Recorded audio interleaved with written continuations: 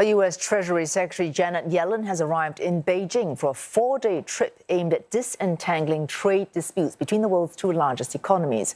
Ms. Yellen will look to defend U.S. trade barriers while trying to convince Beijing that Washington is not wanting to decouple from Chinese markets.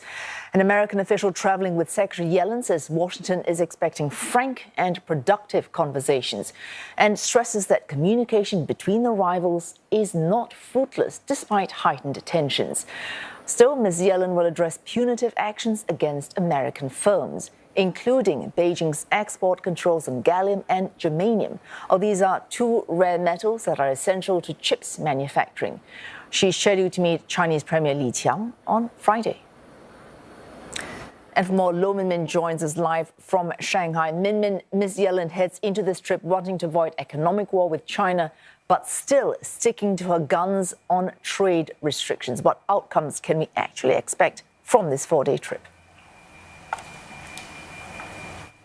There is a sense of mixed feelings here on the ground among businesses and analysts. They are, on the one hand, very welcoming of Yellen because it does signal this rekindling of high-level dialogue, Yellen being only the second cabinet member under the Biden administration to visit Beijing.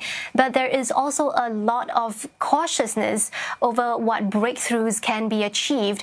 Prior to Yellen landing in Beijing, the Chinese Foreign Ministry has called for the U.S. to take practical action to create a favorable condition for the improvement of bilateral trade ties. But the environment is far from favorable. From the U.S., we are looking at Trump-era tariffs that are still in place, export controls on high-tech goods, sanctions on Chinese companies, as well as potential limits on outbound investments that are being considered and drafted into law at the moment, possibly to be announced in the coming months.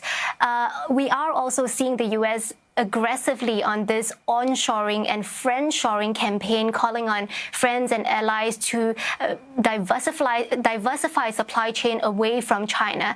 And on the other hand, we see China retaliate with the new counter-espionage law, the foreign relations law, and now export controls on those rare metals used for semiconductors. So, there is the timing of that is not a coincidence. Experts are saying that it is introduced possibly to give China more leverage going into these talks with Yellen. But we also know that national security is front and center of U.S. economic policy. Ms. Yellen alluded to that herself in a speech. So China is not likely to buy that the U.S. is not intending to decouple from China. Beijing has repeatedly said the U.S. is doing one thing and saying another. So the least we can hope for is that the two sides would agree to set up communication channels to coordinate economic matters going forward.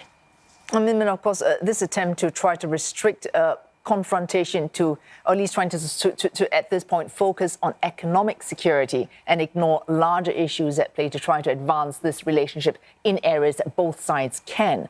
But in the larger, at some point, we have to address the larger relation. Does this trip, is it likely to have any impact on broader U.S.-China relations? There is almost a consensus among the people I've spoken to, from analysts to businesses, that the overall trajectory of U.S.-China relations is not going to change. Both sides are going to continue hardening their stance towards each other, taking steps to protect themselves against threats to their economic and security interests. While analysts say there is intention on both sides to want to keep up that momentum kick-started by Blinken's recent trip to Beijing, and they would want to make every effort to keep the waters calm, at least not to scuttle any potential plans for the two presidents to meet on the sidelines of the APEC summit this November.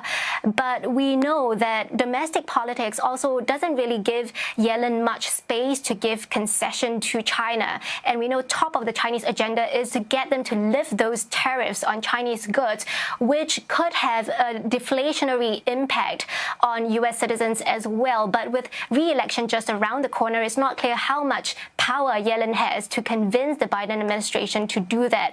And we see this almost inevitable spiral of tit-for-tat actions between the two countries. So it looks like this trip, the intention of it is really to increase the frequency of communication, to prevent misunderstanding and just to stabilize their relationship. Thanks for that. Lo Min Min speaking live to us there from Shanghai.